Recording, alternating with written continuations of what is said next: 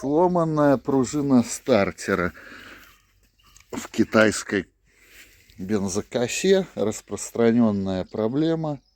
Чтобы ее устранить, нужно заменить стартер на новый. Простой и быстрый способ. И как это сделать, вам продемонстрирует мастер Алексей. Нет. Вот мастер уже приступил к демонтажу поломанного неисправного стартера. Для этого нужно открутить 4 винтика, на которых он крепится. Крутим против часовой стрелки, правильно? Угу. Вот так вот это делается быстро и просто, когда рука набита. Да, Алексей? Угу. Четкие мастерские движения. Чувствуется рука профессионала.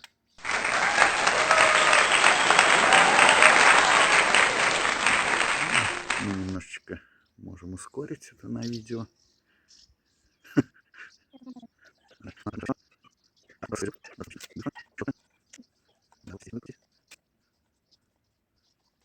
фоне косит, мы слышим. Косит. У кого-то стартер работает. Ну и у нас скоро будет работать.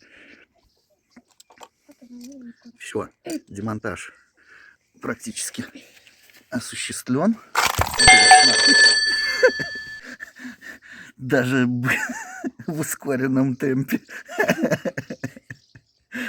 Короче, как оказалось, у нас сточился язычок на храповике, и нам нужно будет скручивать храповик. Храповик тоже под замену. Где храповик? Вот А он у нас не куплен. Так что увидимся в следующей серии. Для того, чтобы снять храповик, нам нужно сначала открутить свечу. Алексей у нас знает, как это делается. Нет? Нет. Вот снимаем вот эту вот заглушечку. Бери ключ для свечи. Одевай. Одел. Бери отверточку. Насквозь. Ага. И против часовой стрелки.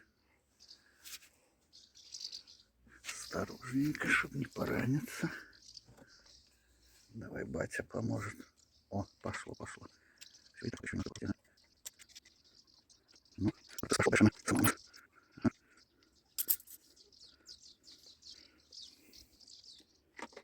Все, свечу зажигания мы извлекли. Для чего нам это надо было? Чтобы заклинить храповик через отверстие. Инструмента надо все больше. Теперь заклиниваем механизм.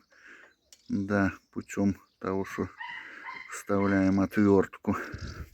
И будем скручивать храповик. Ой, для этого нам понадобится инструмент. И что мне рекомендировать?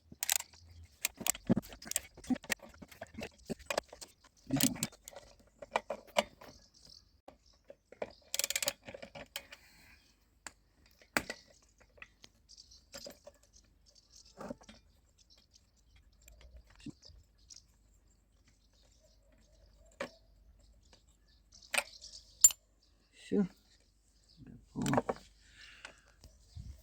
Чтобы продолжить ремонт, нужно приобрести такую вот пыльку. Будем называть ее храповик. Да? Угу.